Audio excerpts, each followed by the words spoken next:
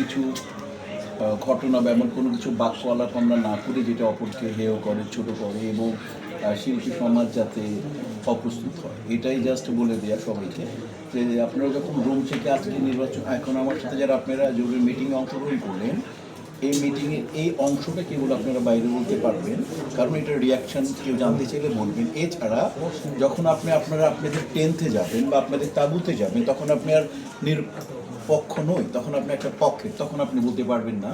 যদি আপনারা কোনো প্রশ্ন সুন্দর করে উত্তর দিতে না পারেন, আপনারা সরাসরি বলবেন যে আমাদের শিল্পী সমিতির গঠনতন্ত্র বলে শিল্পী সমিতির যিনি সভাপতি, তিনি সর্বময় ক্ষমতার অধিকারী, আপনারা আমাদের প্রেসিডেন্টকে জিজ্ঞেস করেন।